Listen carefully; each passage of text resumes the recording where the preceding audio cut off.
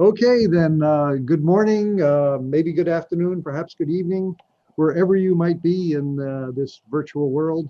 And welcome to the beginning of season 2 of the Air Center's Networking Fridays. This has been a phenomenal series of webinars. Jose tells me that there have been representatives from 115 countries that have viewed the webinar, and even not quite a country, an entire continent, Antarctica. There's been sign-ins from Antarctica, so that's really fantastic. My name is Larry Mayer. I am a professor and the director of the Center for Coastal and Ocean Mapping at the University of New Hampshire. More relevant to today's session, I'm also the chair of the National Academy's Ocean Studies Board, and in that capacity, I chair the U.S. National Committee for the Decade of Ocean Science. I'm going to be the moderator for today's session. And as moderator, it's my great pleasure to introduce today's speaker, Craig McLean, the Assistant Administrator for Oceanic and Atmospheric Research at NOAA, the National Oceanic and Atmospheric Administration. The AIR website offers some background on Craig, his responsibility as Assistant Administrator of OAR for all the vast portfolio of NOAA's research, includes, among other things, research labs, the climate program, weather research, sea grant, and ocean exploration. It also describes a 25-year career in uniform, although he's not in uniform today, in the NOAA Commission Corps, where he rose through the ranks, retiring as a captain after being the skipper of one of NOAA's largest research vessels. Having nothing to do one weekend, Craig earned a law degree and went on to practice marine resource law for NOAA, providing legal advice in the NOAA General Counsel's Office, and being the lawyer and deputy for the National Marine Sanctuary System. Craig was also the founding director of NOAA's Office of Ocean Exploration, and this is where I first met Craig and began to work with him, recognizing our shared passion for ocean exploration. He has been an ardent supporter and champion for ocean exploration, and in creating what's now become an official U.S. national ocean mapping, characterization, exploration strategy. And until a few months ago, Craig also served as the acting chief scientist for NOAA. Craig has also been remarkably active and successful in international fora. He is the U.S. representative to the Intergovernmental Oceanographic Commission and the U.S. representative for the U.S. European Union Canada Galway Statement on Atlantic Ocean Cooperation. In both roles, he's been tremendously proactive and successful in seeing the development of groundbreaking international collaborations. Most relevant to today's talk, Craig has been a very active participant in the executive planning group for the UN Decade of Ocean Science for Sustainable Development. And as you'll hear today, a very powerful advocate for the opportunities that the decade presents. All of this aside, what I really want you to know about Craig is the heroic battle he has fought for scientific integrity at NOAA over the past 4 years. Despite numerous attacks on fact-based science, Craig has, in his role as acting chief scientist, and at risk to his career, on numerous occasions called out instances of political interference, staunchly defended his scientists, and unfailingly insisted that NOAA approach science with honesty, objectivity, and without allegiance to individuals, organizations, or ideology. I'm very proud to call Craig both a colleague and a friend, and delighted to ask him to offer us his views on the opportunities presented by the Decade of Ocean Science. Craig, please go ahead. Larry, thank you so much. I very much appreciate that very kind introduction, very generous introduction.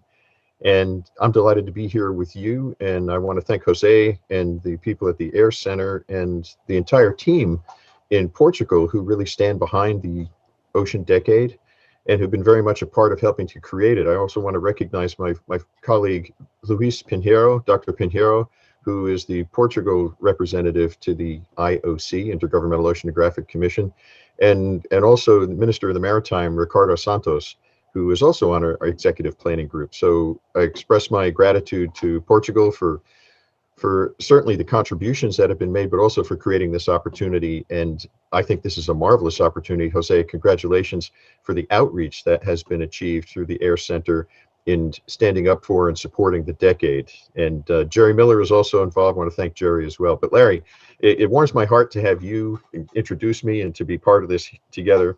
And I'll proceed then along just to try and give a few thoughts on what I think in a personal, but also related to the agency I come from, NOAA, as Larry has mentioned, as to where our commitment is on the UN decade. And I think we can speak for the United States as well, with Larry leading the US committee on the UN Decade of Ocean Science for Sustainable Development. And that's going on very, very well. And today's an interesting day, because today is the day that the IOC will be closing their initial acceptance of large program ideas for the decade. So I'm sure that many people who are attending this session have already put their thoughts together, worked on co-design, co-development, and tried to come up with something that would be very meaningful for the decade for its initial launch. So Jose, if I may please then have the first two slides. I guess we can flip through the title slide, but I'd like to then begin the presentation. Thank you. So this really is an opportunity for the ocean community. And the point I would like to make, it's an opportunity for the community beyond the ocean community, because the oceans are clearly important to every citizen of the world. Most of them, unfortunately, don't realize it just yet. But the decade is our opportunity to bring the oceans to people, and the opportunity for the needs of ocean science and the science needs of people to be met. So with the next slide, we'll take a trip through history here. And if you recall, if you're old enough to recall, or perhaps as an early career person, you might have just pulled these books from a library shelf. But we as a world were inspired by the words of Rachel Carson and by Jacques Cousteau, with these two seminal publications that really opened the world's eyes to the effects of humans on the ocean, the importance of the ocean, and the excitement and discovery of oceans. So let's then dive a little bit deeper with the next image, please. We could look at Captain Cousteau, who inspired, I'm sure, many of us who are of the age to have seen the early undersea world of Jacques Cousteau. It was an awakening. It was an opening. The ocean had more than just a sea surface. The ocean had context. And of course, you can't save what you don't love, and you can't love something you don't know. And I think Captain Cousteau and the follow-on from the Cousteau Society did much to really open the world's eyes to the oceans. And the next advocate, please, if we could see. We have many. Dr. Sylvia Earle, who has such warmth of heart when speaking about conservation and saving the ocean as a living system. And next, we move on to another facet that appeals to many other people, which is the excitement and discovery of oceans. And when you talk about ocean discovery, you cannot mention the term without mentioning Bob Ballard, the discoverer of hydrothermal vents and Titanic and many deep sea archaeological and recent maritime historical sites. But the dedication that Dr. Ballard has spent in his lifetime is remarkable. And here he is with the research vessel Nautilus in the background, which is his ocean exploration vessel. Proud to call him a long-standing partner of our NOAA efforts in exploring. But then let's go to some of the early career professionals we have, because God bless, we've lost Captain Cousteau, Dr. Earle, Dr. Ballard. We cannot continue to rely on them solely, and we have to be bringing up our youthful contributors. And here's Asha DeVos, who has a quote that you can read for yourself, but I appreciate very much the leadership that Asha has shown in the young early career professionals in the environment. And then the next one, Katie Croft Bell, who I'm very proud of. Katie was my very first Sea Grant Fellow, and she joined us in the Ocean Exploration Program. And today now she's gone on to a very successful career of her own as an explorer in residence at the National Geographic Society. But the point is, the decade gives us the opportunity to transition from generations to that generation which will inherit the decade. We may be somewhere else. We may not be here. As we start the decade, we put our best efforts forward. And we're making that concerted effort to bring the early career professionals in, because it is the world that they will lead, not just inherit. All right, so where are we going with the decade? Next slide, please.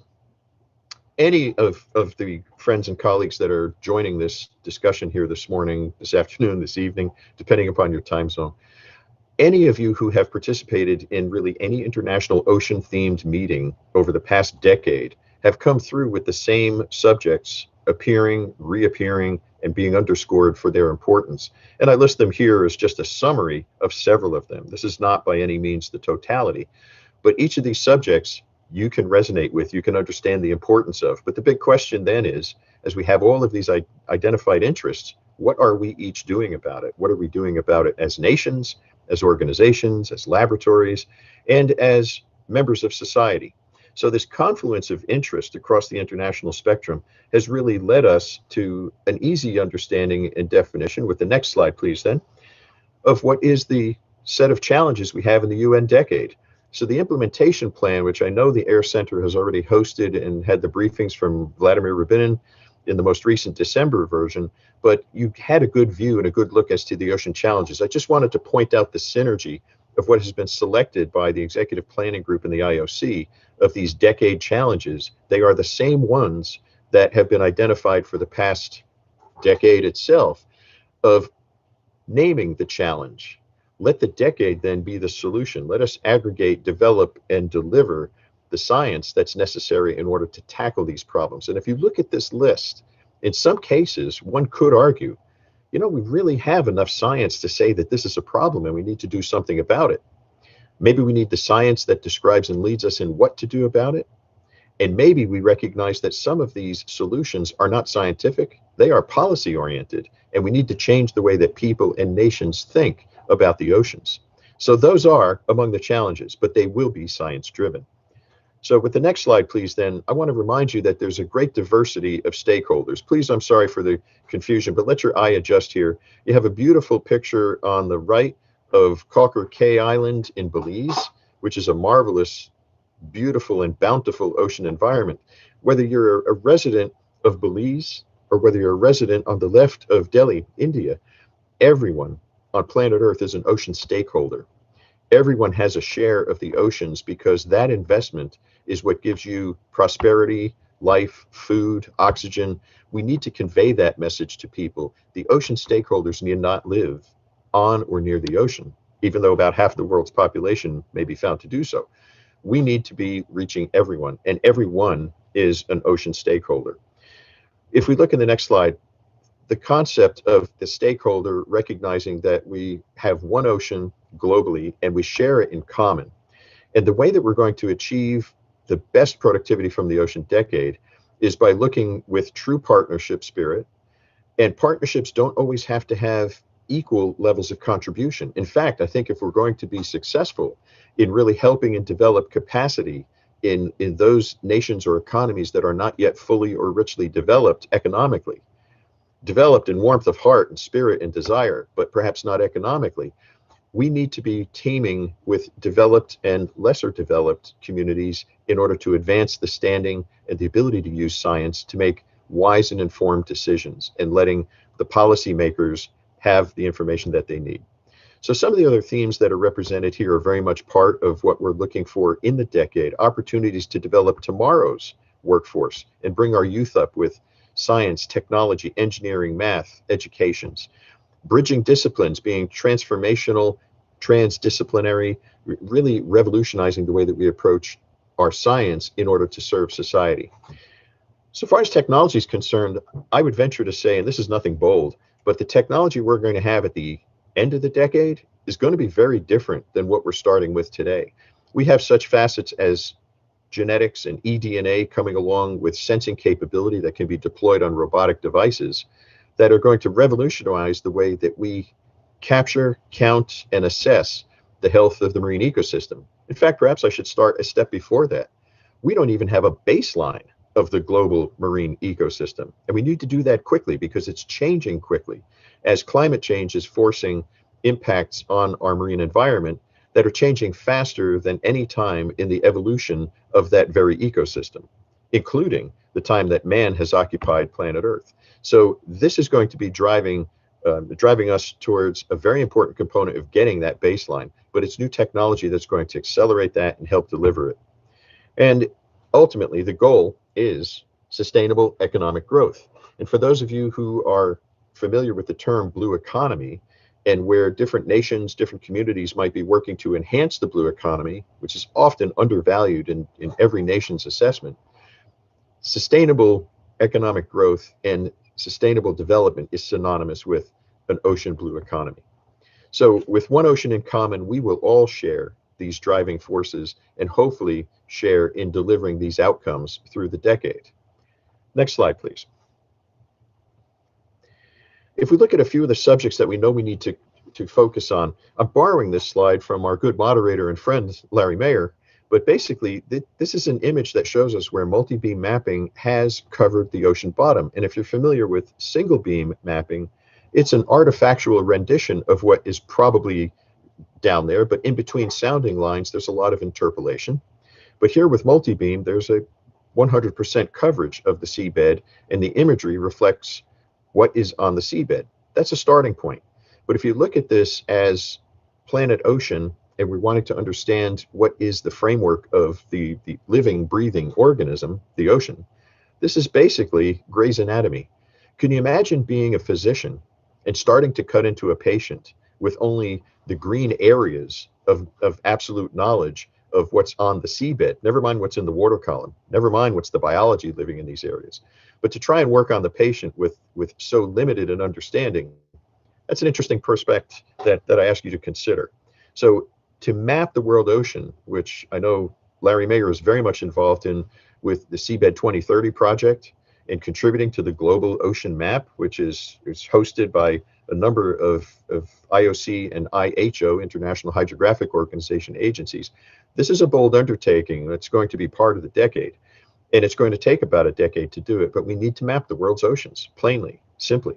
We also need to map each nation's exclusive economic zone, and if we could truly share the heart, the motivation, and the spirit of trying to manage our oceans, we will freely and openly share all that information with every nation. Currently, the United States does that as well, and we plan to continue that. I do want to point out, you can see a lot of green area up in the upper right-hand corner of this image, the northeast.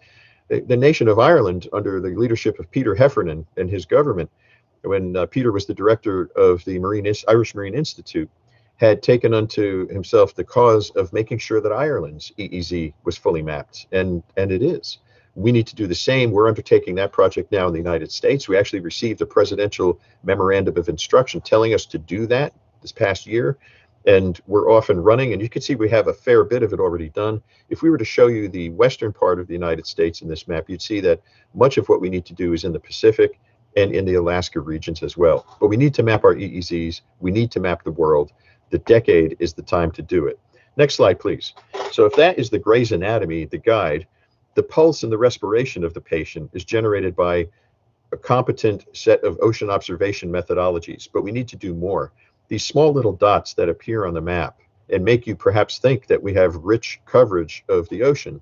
We certainly have more coverage than if we were to be relying only on oceanographic research vessels. But we're going to accelerate this, and new technology is going to deliver better observations, which lead to better understanding and models to predict the future in the oceans. We need to be able to give ocean forecasts to multiple users of the ocean community, both primary and secondary, so that we can have an ocean forecast as accurate as a weather forecast. Where are the currents going to be? Where's the richness of biological productivity going to be? Where should we be siting aquaculture installations? How will we be navigating? Speaking of which, then, if we go on to the next slide, please. We don't know what's on the bottom. We have seen just now what's the rendition of where multi-beam surveys have been conducted, but in looking at the work that's needed to take place here, one could say that less than 20%, in fact, that might even be a high number, but being bold, less than 20% of the ocean has really been explored, viewed, reviewed, and known to be cataloged in the likes of an atlas that could really describe what's where in the oceans. The fact that we know so little about the planet really leaves a lot in question. We need to solve those questions before we undertake any aggressive measure to disrupt the ocean ecosystems that are, in some cases, yet to be fully discovered, certainly yet to be fully defined. So exploration is another area. In addition to mapping, in addition to monitoring and measuring, we need to be fully exploring so that we know where the pressure points, the high points, and in some cases, where valuable resources that could be sustainably harvested and managed. So let's switch now and let's go indoors with the next slide. There's a commercial sector of interests that may know, may not know that they are richly dependent upon the science that the ocean community generates. I was sitting in a meeting with insurers and reinsurers, and we were discussing how the weather future is going to be dramatically different than the current and historic weather patterns that we've experienced. Climate change is forcing these changes. And the comment that I made was with great pride that our small agency with research in weather and weather forecast from the National Weather Service is the backbone of about an $8 to $9 billion industry in secondary weather markets, where private weather firms are producing weather broadcasts and weather forecasts. I sat down, and a gentleman who is very much involved in the bond market leaned over to me and he said, "You're undervaluing your proposition. The entire real estate and finance industry is dependent upon your work because we value the risk of an investment based on the environmental sensitivity and based on storm frequency and what the future is going to look like." So I looked at that, and it really startled me to realize that with his inspiration, add 100 to that factor, and that was his citation for what the economic concerns are that are based on ocean science information. So there are many industries that are using the science. They may not be promoting that they're using our science, but there are many industries that are dependent upon this knowledge of the ocean, because the ocean drives weather, the ocean drives climate, and climate is affecting the oceans. And we need to get ahead of that and figure out what that future will totally look like. But for now, we know darn well what we need to be doing. And I think by and large, it is not what we're doing globally. There are a few bright lights that I could say are popping up in the global community. I would respect fully what Norway has done in leadership in bringing together multiple nations to have an assessment of what climate and ocean solutions might be. There are many other countries around the world that are starting to really make this effort. We all need to be making this effort. So with that, there are many business and commercial interests that either know or should know they're dependent upon what it is that our science can be producing for a decade of sustainable ocean development. Next slide, please. Okay, as we look at marine spatial planning, it's quite embarrassing for me to tell you that this image in the left-hand side constitutes the 5 wind apparatus or wind generating apparatus that are installed in Block Island, Rhode Island. And in 2016, that was the first installation that we had in the United States. And several others are planned, several others are under construction. But that was it. 2016, the United States decided to enter into wind generated power. And this is for the community in Rhode Island that's off of Block Island, for those of you who might be familiar with the geography. That's about 30 megawatts of power. Modest, even small. But if you look to the right and you look at a rather prominent wind installation, which is the Walney wind farm that's in the Irish Sea, just west of the northwestern portion of England in the United Kingdom, that's 1,026 megawatts that are being generated. So the question is, when and how fast are we going to catch up to where we should be in terms of reducing carbon input, which affects the ocean? Okay, you know that argument, you know where that leads. But it takes marine spatial planning to do this wisely, properly. And in order to plan the marine space, you have to have a good map of it. You have to have the good understanding of what the ocean community, the biological community is all about in these areas before we choose where to make appropriate installations. And we need the atmospheric science in order to tell us where's the profitable place to be putting a wind farm. So marine spatial planning is very important for competitive use, finding the proper use, and also identifying those important areas of refuge which are left alone. With very large exclusive economic zones, I'm not that visionary to see that we're going to be having offshore cities and complete use and development of the offshore spaces. But we do need to be using more of those spaces, and we do need to be using it in a planned and scientifically informed way. The decade is a gateway to be doing this. So then, as we move from marine spatial planning and how we're using the marine space, let's move then to the future of shipping. If we look at shipping strategies that involve autonomous ships, which is very much a lively subject, I commend the maritime transport community for setting the objective through the IMO, the International Maritime Organization, of achieving zero carbon, reducing their carbon, and then ultimately achieving a zero net carbon, zero. And to do so takes a lot of commitment and rigor. But at the same time, if you go to autonomous ships, just ask yourself the question, without the human presence on that vessel, and looking at storm conditions such as this, how reliable are our current forecasts in order to be moving ships without the human presence on board? And I think we need to be getting to the point of better marine forecasts. That takes more observations, that takes more science, that takes more measurements, takes more opportunities that present themselves through the decade. Then we move from what we see here in the shipping context to just the general subject, in the next slide, please, of weather forecasting. And we do know that the ferocity, the intensity of hurricanes, the water load of hurricanes is increasing because of warming global temperatures, which is happening because of climate change, which is happening because of the human population and the mechanics and the industrial components, including our automobiles. So we know what is coming. Our climate models have been proven out. 30 years ago, our climate scientists were describing what was going to happen. It's happening today. And in the Arctic area, it's happening faster than we thought it would. So if anyone is debased by the assertion that the climate models may or may not have been producing an accurate forecast of where we are today, they are, they did, and they will continue to be forecasting our future. We know that future, and we know that we need to make more resilient the coastal areas of every nation. And some nations who are very close to sea level have a dire survivability component in our ability to make these forecasts and let people know what's going to happen when. So this is really a root of informing sustainable development. What will the exposure or the risk be to people who live on the coast? Are building codes sufficient? Are our infrastructures firmly planted? Are they too firmly planted? What are the considerations we need to be making as cities like Miami or Charleston have had challenges with flooding on king tides rather than storm tides? So these are all considerations that the decade would be a time to bring focus, a time to bring constituencies together to co-design, co-develop the definition of solutions for the challenges that we have. Let's see then, please, if we can go to the next slide. In summary, here's the ocean on the left that we have. And here on the right is the ocean that we want. And being able to make that bridge is the purpose of the decade. And for those of you who are ocean fans, ocean scientists, ocean policymakers, who have waited for an opportunity for the rest of your community to say, now I understand it, now I get it, now I'm on board with you. The biggest billboard on the side of the road, which will be there for 10 years, is the UN Decade of Ocean Science. And that's going to be as much a wake-up call as we had from Dr. Ballard, Dr. Earle, and from Captain Cousteau. Now let's look at where we are today with the next slide. Just a couple of notes to make here. Number one, I didn't want to show yet another tired image of the coronavirus, but it is upon us. I'll also note that the young lad who made this photograph is no relation to me. I just found this on the internet. But it's a good picture to remind us of the world we're living in right now. I don't think any of us are in a normal work routine.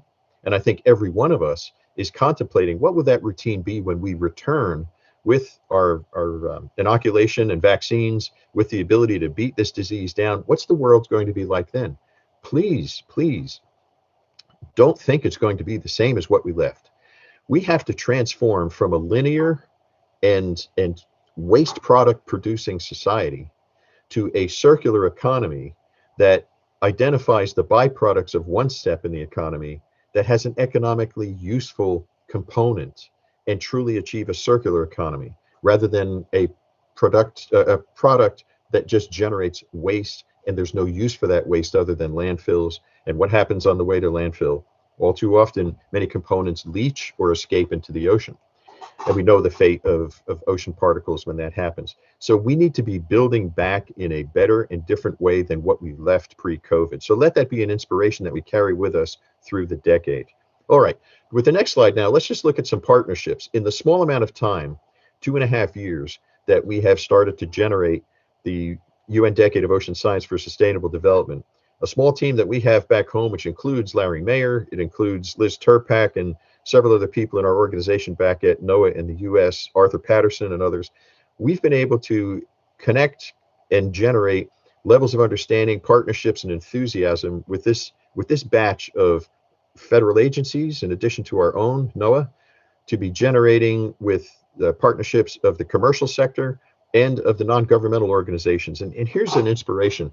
The non-governmental organizations exist on a day-to-day basis by recruiting diverse interests that have a common objective. And that's exactly what we're trying to do through the decade. So between the philanthropies and the non-governmental organizations, I think there's a real opportunity for any scientist who has an ambition and can't quite figure out how to get it over the goal line. Now, what Larry Mayer and the US Committee on the UN Decade for Ocean Science is doing for us is they're helping US scientists find those pathways of greater integration and connection And I am highly confident that we will be more than successful. We will be astounded by what we're able to achieve. But I think these partnerships are going to be absolutely key in the success of the decade. And if as a scientist or even as a policymaker, you have not explored and exploited this opportunity, I would highly encourage you to do so. Now, with the next slide, as we expand our outreach, the partnerships I showed you in the last slide are people who are already attentive to ocean matters. But back to that image that I showed you of the inside of a corporate table and people discussing actions and items, look at the different constituencies that are impacted by our ocean products, and the information we glean from the ocean, whether in an ocean forecast, a weather forecast, or a climate assessment and future. Each of these components needs to be engaged and can be a vehicle to help others understand the importance of what it is that the oceans do and need to achieve that ocean we want, or to change the policies that are impacting the ocean that we have. But the constituencies are part of our outreach, and it's not our comfort zone as the science community to be delving into, let's say, the insurance community or the construction community, the engineering community. We are generally discipline trained to stay in our lane. Bless the young early career professionals, because their training is much different. Theirs is multidisciplinary and broadened and engaged. So if you're not operating an enterprise with the energy and accepting the intellect of the early career professionals, I admonish you to please change. Open your diameters up, open your diopters up, and bring that in, because I think the rewards are many.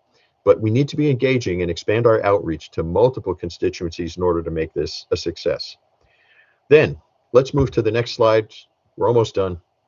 The opportunity in our future is for us to break our mold and be doing things that are different.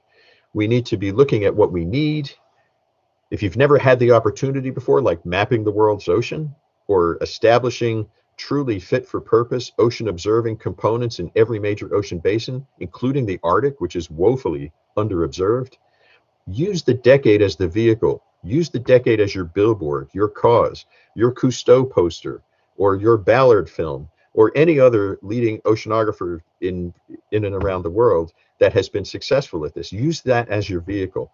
We need to educate constituencies, and many don't even realize they're constituents of the oceans, but we can encourage and recruit their participation as co-developers, co-planners, and co-benefactors of the work that we'll be doing in the course of the decade. If you're a business and you've not incorporated the UN Decade of Ocean Science for Sustainable Development into your business plan, you better reevaluate your opportunities and your competitive future, because this is going to turn a lot of interest around the world to ocean sensors, ocean activity, ocean engineering. I think this is the boom we have been waiting for in the ocean science community. As a scientist, be ambitious. Dr. Mayer was reminding me that at the time of the creation of the Ocean Exploration Program in 2001, we held a series of roundtables and regional meetings, and we asked people, what do we need to be focusing on? If we had a dedicated ship, which of course we do now today, if we had a dedicated ship for oceans, what would we need on it? For ocean exploration, what would we need on it? What equipment would we need? So a fellow in the back raised his hand. He said, well, I think we need bongo nets to collect plankton.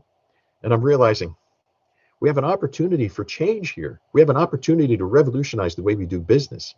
And we don't need to be looking at what we've been doing so much as we need to look at what we can do. Let's get out into the future.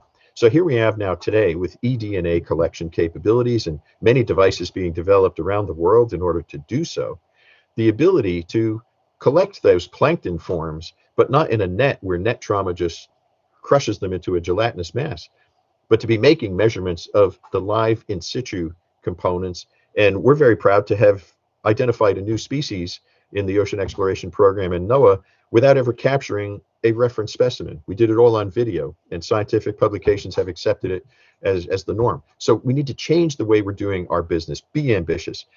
For all those things you've wanted to get done, if we don't do it now, when we have an entire decade focusing the world's attention on oceans, I would just simply say, if we don't do it now, when? If we don't do it now, shame on you for not rising up out of your chair and being that passionate advocate to go after that ambition.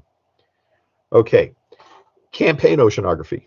we, for years in the 60s, after the great burst of the last decade of, in that case, was called ocean exploration, excuse me, in the 70s, we had the decade of ocean exploration, which really led to a lot of current ocean campaign programs. We need to get back to that. Instead of one principal investigator investigating with a small cadre of people a little speck of the ocean, we need to be looking at canvassing and campaigns of ocean science. And imagine the day when in your country, in your port, a fleet of oceanographic research vessels from around the world come and visit in a harbor day in your backyard. Imagine the impact on the young students in your country that are going to be looking at a future, their future. So I'd like to remind people, there's a lot here to say. If you like your 7-day weather forecast, thank an oceanographer. That's ocean observing. We need to do that better. Bring the next generation along. Bring those yellow school buses to the ships. And now with the last slide, I'll just ask you to consider this. If at the close of the decade we are successful, we may see such great advances that we can't even imagine them today. And let that be the fate of the decade. May the close of the decade reveal such great advances that none of us can imagine them today. Thank you very much. Let's go and get the decade.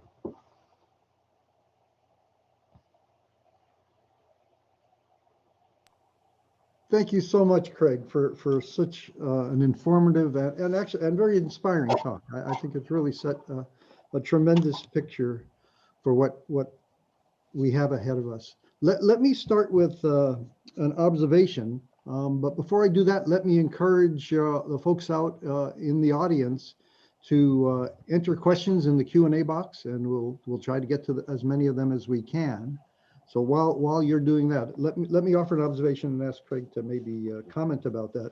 And I'll make the observation focused on mapping, the area that I'm most experienced in, but use it as an example. And I think in large part due to the decade, there has been tremendous growing recognition of the role that the ocean plays in sustaining life on Earth, and this is really capturing global imagination. And this has led to a number with respect to mapping of national activities, and you described some, the Irish activity to map their entire EEZ and extended continental shelf, the US activity, Australia has a wonderful activity. We're also seeing some really exciting, and that you've been very much involved in, regional efforts, things like what's come out of the Galway statement, the Atlantic Seafloor Mapping International Working Group, which is this collaboration between Canada, the EU and the US to try to map beyond national jurisdiction and really try to fill gaps in the Atlantic. And this is tremendously exciting. But the real question I face, and had I been asked this 2 years ago, is could there truly be a formal international effort to map the global ocean? And now again, I should use this mapping just as an example, extend this to all kinds of observations, all kinds of scientific work. And a few years ago, I would have said impossible. I just couldn't see a mechanism. But to me, this is the beauty and the power of the decade, because I think what the decade presents is both the incentive at many national levels and potentially a mechanism to actually create something like a truly international effort to address an international problem of mapping the global ocean. And again, extend this to observations and other components. You who are much closer to the decade, I ask, is that feasible? For mapping in particular, Larry, I think the work of the Seabed 2030 program has really launched. It's a companionship of like-minded leadership individuals, yourself among them. And it's not yet a formal treaty-based international obligation to participate. But I think if we started to look at the best behavior of people in the way that we treat the environment, to be looking for international agreements that are, I dare say, binding, because many international agreements have many off-ramps and outlets.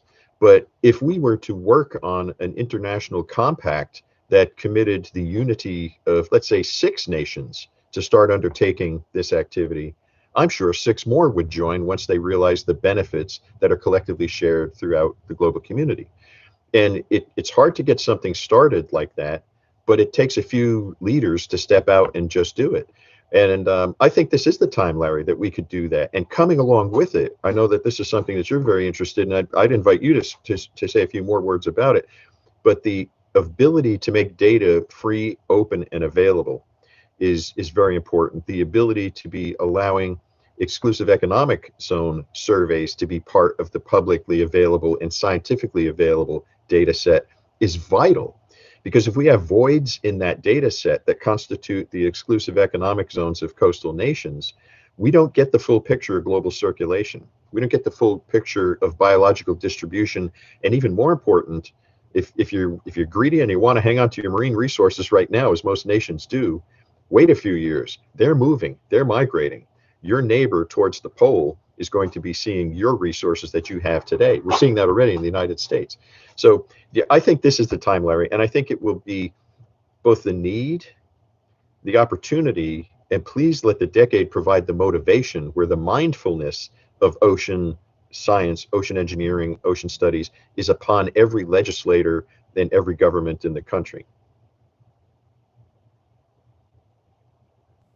Thank you very much, Greg, and I totally agree with you. And I also, you're bringing up the point of issues with basically the marine scientific regime, and that as an impediment sometimes to the free distribution of data will have to be addressed. And I think, again, coming back to your statement that to use a decade as a vehicle, I think this is a perfect example of that, where the decade can be a vehicle to really bring people together to address these issues. I think Jerry Miller has a question. I'll ask him to turn on his mic and camera and go ahead, Jerry. Yes, thank you, Larry, and thank you, Craig, for the presentation. I have 2 questions, and I'll let you decide whether they're related or not. Early on in your presentation, you said, I believe, that partnership does not require equal contribution from every partner. And then later in the presentation, you showed a slide with many entities that are sort of gearing up to participate in various partnerships. But I'd ask you to expand, if you can, on the notion that not every partner needs to bring equal resources to the table. And I'm inspired to ask this because about 20 years ago, I was fortunate to find myself in a kind of a talent scouting and matchmaking role to plug international talent together with U.S. talent and with U.S. Agencies. And at that time, our U.S. agencies were very much of the mind that to be a partner, every partner really did have to bring something comparable to the table. In my experience, that was simply not true. There was tremendous value in engaging with partners that had limited human resources, perhaps limited seagoing equipment, limited financial resources, et cetera, but had a lot of experience and a lot of local knowledge. That's my experience. Can you speak to us about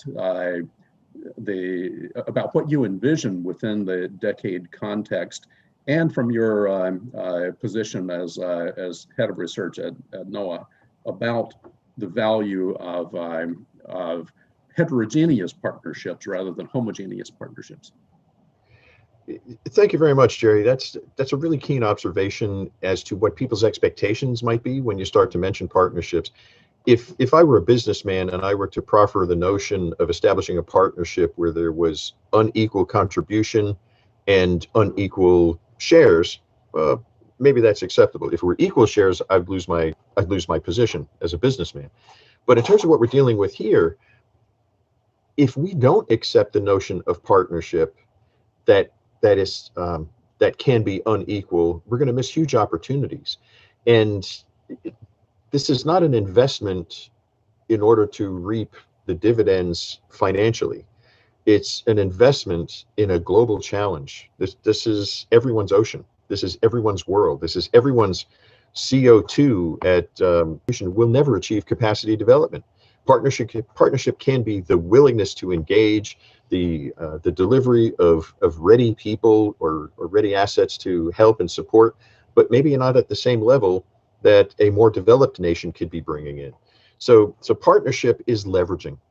If someone puts in a little, the next group puts in a little, someone happens to put in a lot, we all are farther along than they would have been if we hadn't gotten together. So I really would affirm the notion that in order to achieve capacity development, which is a very strong goal of the UN community, very strong goal of the IOC, that we can be leveraging through partnerships. And if we turn our back on something that's not equal contribution, that's very shallow thinking, because the result is going to be benefits to all. And that's really what we want to achieve. I hope that answered your question. Yeah, thanks for that, Craig. I'll then, I'm inspired now to ask my second question, which is, well, given the fact that we're here today at Jose's invitation under the umbrella of the Air Center to talk about the UN decade, do you have some words of wisdom for the Air Center itself? What can it do to help in this regard?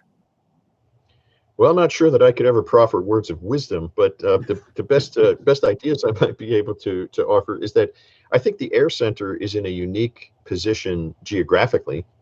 It is capable of being identified as an atmospheric and oceanic research station that's just about mid-ocean.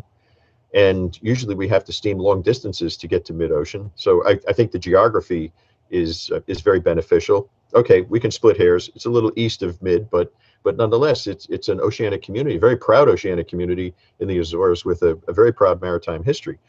So I think the location is quite unique, but continuing to be a light, a magnet, continuing to proffer such activities as this with the Air Center conversations that you're having really brings the focus and attention to what is being aggregated in your location, and I commend you for it. I commend Jose and the Air Center, and Jerry, appreciate your helping along with this in order to bring international attention to the opportunity.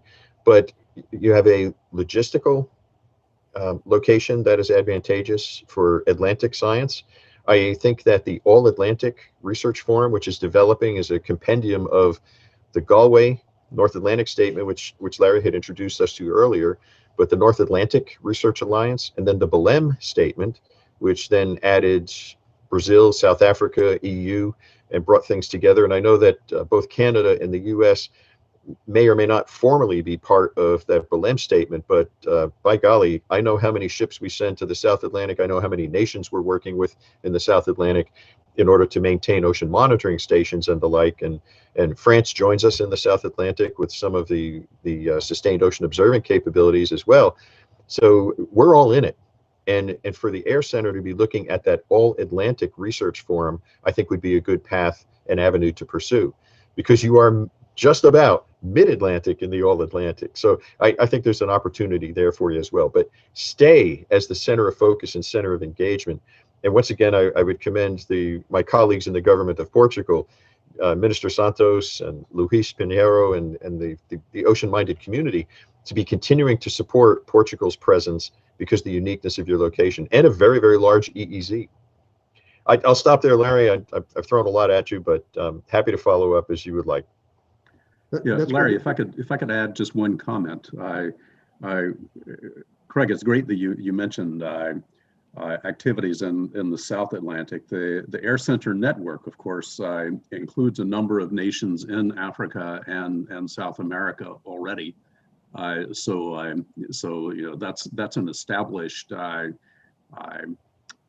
network or series of pathways through which the Air Center can help with the activities you alluded to. Yeah, thanks, Jerry. Okay, we have an awful lot of questions in the Q&A list, and I know we'll not get to them all, but we'll move through as many as we can. And I don't know if Craig will try to answer some of them offline later, but let's see how far we can get. And I'm going to skip the part that each one starts with, which is thanking you for a great presentation. And they do. But here's a question from Elva Escobar, and it's with respect to shipping strategies and the importance of early warning systems. And the question is, do we have maps of risks and early warning systems for the oceans? And at what scale or weather ocean currents forecast needed for that kind of risk map? Great. Thank you. And Elva, thank you for your question. I want to commend Elva for her excellent work and huge heart in the work that she's putting in as part of the executive planning group of the UN Decade as well. And Elva is a deep sea biologist, very experienced in deep sea submersibles, and a passion we share, but I think she has a lot more time on that than I do. But I think that there are maps that exist, but they are privately held. And I think that's another component of consideration. How do we create the inspiration of private sector proprietary information, which business plans are based on, to be more widely available to those who may not be able to afford the computation and collection of those ocean risks maps. So I think we need to be making this more broad, more general, more freely available and open. I'm not expecting a marine insurer to render and release their maps for us. I think we as a community of nations need to be producing that because we have the scientific capability to do it. We just haven't undertaken that to a meaningful extent. As weather and marine forecasts get better, the extension of our forecasts will get even longer. We'll be able to get to subseasonal to seasonal, which is certainly the discussion of the realm at the WMO and other places, and to be producing such maps as that, or such knowledge bases as that. And this happens short-term and long-term. Seasonally, that has an impact, but also we could look at recent maritime losses where just the difference of the delivery of a 6-hour forecast to a mariner who chose to make a poor decision at the time and I can cite a number of examples of that, spelled the loss of not just cargo, but human lives in the sinking of ships in storms. So it's at all time scales, Elva, but we don't have enough of those tools. And that's an area that I think we need to expand. And I hope the Decade can be delivering that by combining scientists and maritime users and meteorologists among oceanographers in that science community, and bridging that gap and being able to do better in that form. Thank you. And I guess I would comment that the data behind all those maps, even if they're produced by the private sector, is produced typically by the national agencies. The private sector doesn't collect the fundamental observational data. It's very much like the weather maps too. And so there's an interesting balance that needs to be struck there. A question, Larry, with that, do you mind if I ask you a question, because your expertise needs to be recognized here as well? There are holdings that the commercial sector may have, and commercial sector interests have paid to acquire those holdings. Mm-hmm. How optimistic are you that the degradation of the fidelity of a particular information collection, right? Instead of at a high degree of resolution, maybe it's a moderate degree of resolution. But is there an opportunity to have interest in the private sector community to say, yeah, we can donate the moderate resolution, but we're going to hold the high resolution for our commercial means, where our customers have given us funds to pay for that? Yeah, I think without question, and I think we're making some progress there. If we're looking for, as you call your Gray's Anatomy of the world ocean, it does not have to be at the cellular level.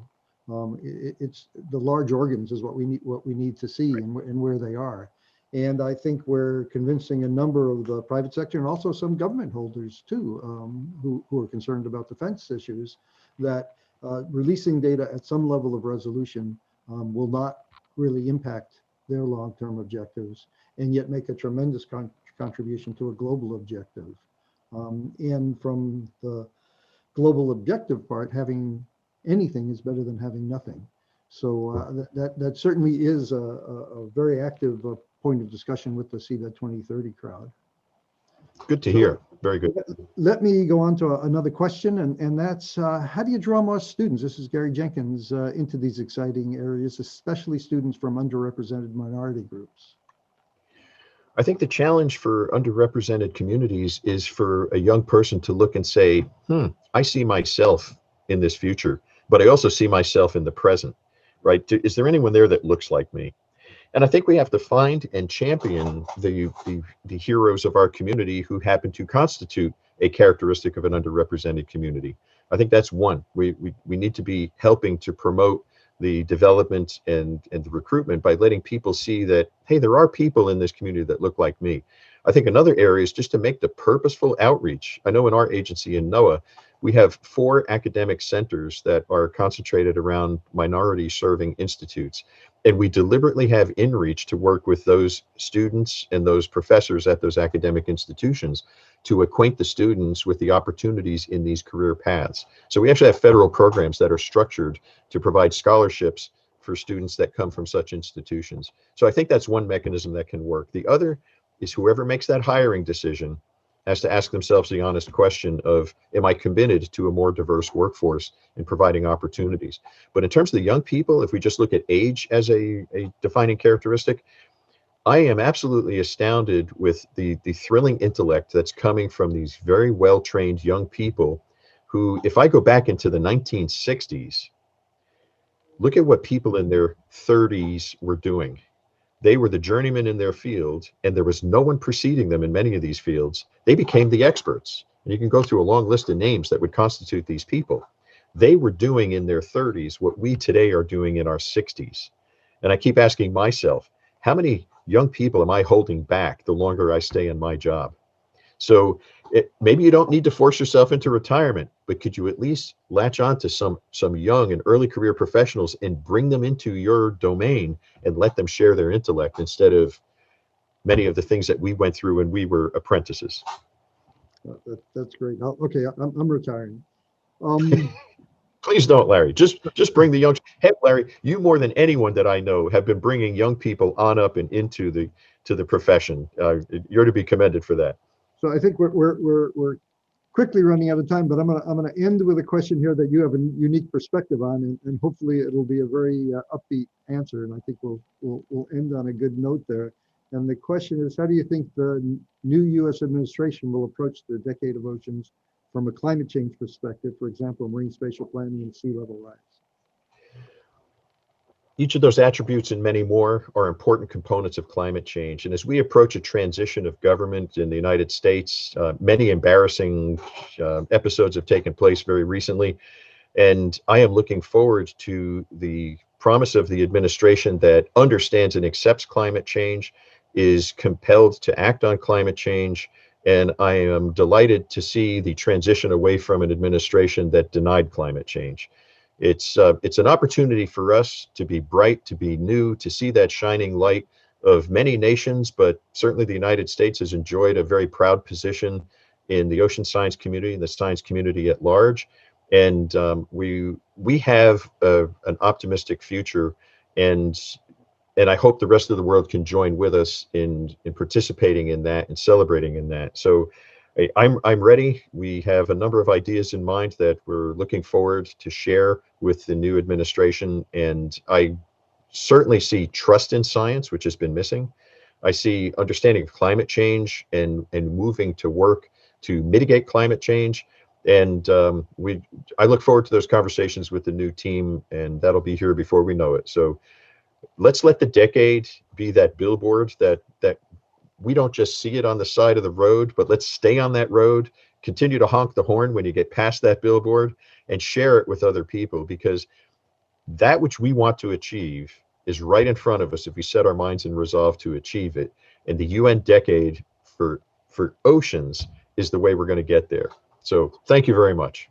Well, thank you, Craig. And I think that's a wonderful note to end on. I thank you again for such an inspiring presentation. And I think we all look forward to a very, very bright decade ahead. I don't know if Jose has any final words. I'll sign off and thank everybody who's joined us today. And if Jose wants to come in, he can. If not, no, just sign off, please. Thank you okay, so much, Larry and Craig. It was fantastic. We hadn't practiced that part, so I didn't know how we were going to end. Just to say that I was flooded with fantastic comments in my WhatsApp here. Thank you so much. Okay. Jose, congratulations to the Air Center. Thank you very much for hosting. My pleasure. And I thank the Air Center too. And we'll see you next Friday, I guess, on another session. Bye-bye to everybody. Yes. Thank you.